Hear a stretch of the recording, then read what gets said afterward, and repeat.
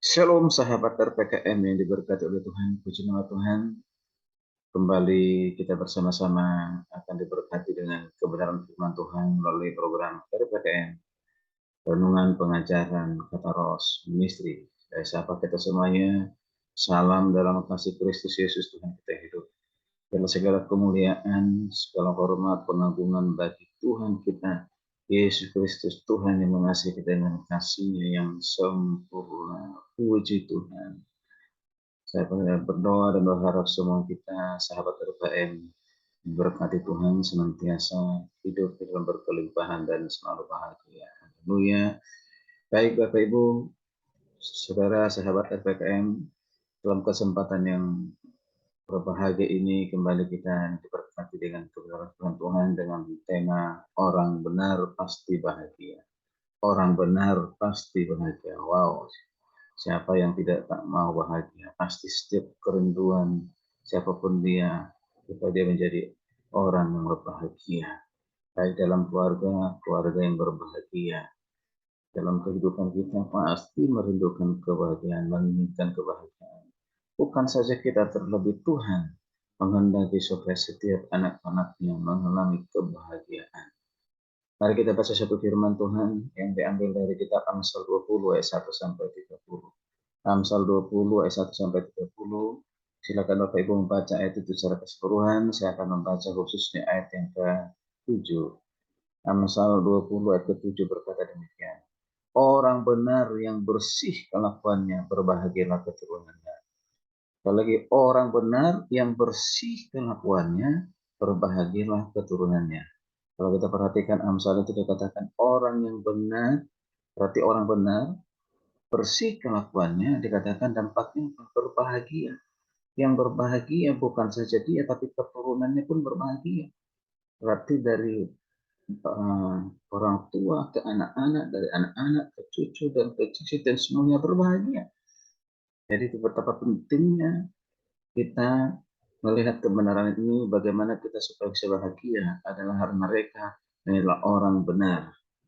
Kita adalah orang-orang benar, dibenarkan karena Tuhan, dibenarkan karena kasih karunia Tuhan, dibenarkan dalam Kristus Yesus Tuhan kita. Dan kita harus hidup di dalam kebenaran.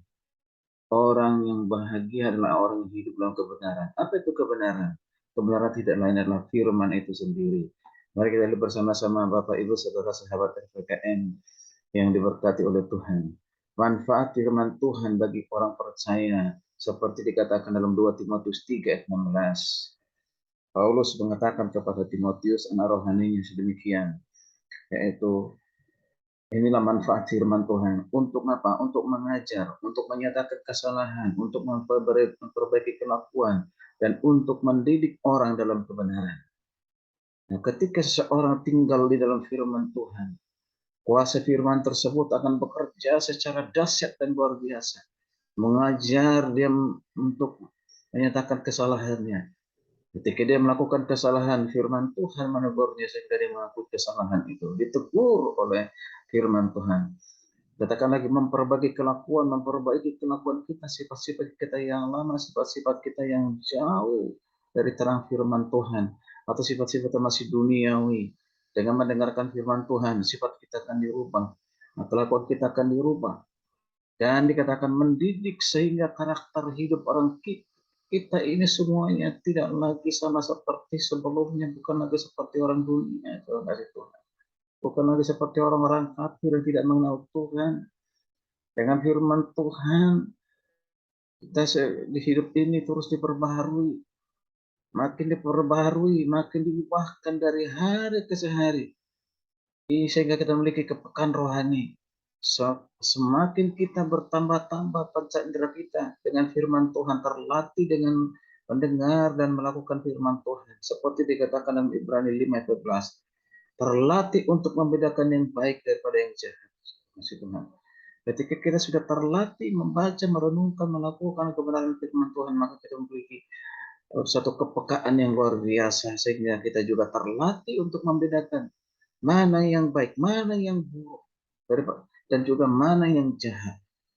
Ya, sehingga kita melakukan mana yang baik. Haleluya, puji Tuhan. Sahabat RPKM yang diberkati Tuhan, orang yang taat melakukan firman Tuhan pasti melakukan, dikatakan pasti dari firman Tuhan dalam pembacaan kita, ya, di Amsal 20 ayat yang ke-7 dikatakan pasti kelakuannya bersih. Jadi orang yang taat melakukan firman Tuhan sekali lagi pasti memiliki kelakuan yang bersih, tidak menyimpang dari kebenaran karena langkah hidupnya sudah diterangi oleh firman Tuhan. Jadi karena hidupnya telah diterangi oleh firman Tuhan. Jadi setiap langkah hidupnya, perjalanan hidupnya berpedoman kepada firman Tuhan. Seperti dikatakan dalam Mazmur 119 ayat 105. Firman Tuhan berkata demikian, firman-Mu itu pelita bagi kakiku dan terang bagi jalanku. Wow, luar biasa. Firman-Mu itu pelita bagi kakiku dan terang bagi jalanku. Firman inilah membuat hati kita bersih, bersih kelakuannya. Kalau dikatakan kata bersih kelakuannya, dalam bahasa Inggris ini menggunakan kata integrity atau integritas. Tapi itu arti dari integritas. Integritas adalah mutu, sifat, atau keadaan yang menunjukkan kesatuan yang utuh, sehingga memiliki potensi dan kemampuan yang memancarkan kewibawaan kejujuran. Wow, luar biasa, puji Tuhan. Berarti kita memiliki integritas yang dibangun atas dasar kebenaran firman Tuhan. Sehingga kita menjadi manusia yang utuh, berkualitas dalam hal karakter. Sehingga itu bisa memancarkan wibawa dan kejujuran. Bapak Ibu yang kasih Tuhan, sahabat RPKM, secara alkitabiah orang berintegritas berarti orang yang tidak pelin-pelan. Sekali lagi, orang yang berintegritas berarti orang yang tidak pelin-pelan dalam hal apa? Dalam hal perkataan maupun dalam hal perbuatan. Ya salah, benar ya benar. Tidak ada satu persimpangan. Tidak pernah ada suatu kompromi. Wow, luar biasa. Jadi salah satu tanda orang yang punya integritas adalah mengerjakan segala sesuatu dengan kualitas yang terbaik. Sekali lagi, salah satu tanda seseorang berkualitas, berintegritas adalah mengerjakan segala sesuatu dengan kualitas yang terbaik. Penting kita pahami hal ini, saudara kasih Tuhan. Jadi jangan bekerja ya apa adanya atau sekedar atau ala kedarnya atau asal-asalan ketika diberikan kita suatu kepercayaan bekerja dalam satu percayaan untuk melayani apapun itu, mari kita lakukan dengan yang terbaik. Seperti Khotbah 9 ayat 10 berkata demikian. Segala sesuatu yang dijumpai tanganmu untuk dikerjakan. Perhatikan ini. Kerjakanlah itu sekuat tenaga. Karena tidak ada pekerjaan, pertimbangan, pengetahuan, dan hikmat dalam dunia orang mati. Kemana engkau akan pergi? Perhatikan di sini. Segala sesuatu yang dijumpai oleh tanganmu untuk dikerjakan, kerjakanlah itu apa? Dengan sekuat tenagamu, berarti memberikan yang terbaik, bukan asal-asalan. Wow. Tidak ada ruginya, atau tidak ada kata rugi bagi pelaku firman Tuhan jika berkelakuan bersih. Tidak ada kerugian bagi pelaku firman Tuhan yang kelakuannya bersih atau punya integritas. Sebab Tuhan menyediakan upahnya, yaitu apa dikatakan? Hidup yang diberkati dan berbahagia. Selagi setiap orang yang melakukan firman Tuhan kelakuannya bersih, mendapatkan upah dari Tuhan, yaitu hidup yang diberkati dan berbahagia. Bahkan berkat dan kebahagiaan tersebut akan turun-temurun sampai ke anak cucu cicit. Atau terberkatilah keturunannya. Daud memiliki pengalaman hidup yang luar biasa. Dalam Mazmur 37 ayat 25-26 berkata demikian. Ini pengalaman Daud, saudara si Tuhan. Oh, Daud mengatakan begini, dahulu aku muda, sekarang telah menjadi tua. Tetapi tidak pernah kulihat orang benar ditinggalkan. Tetapi tidak pernah kulihat orang benar ditinggalkan.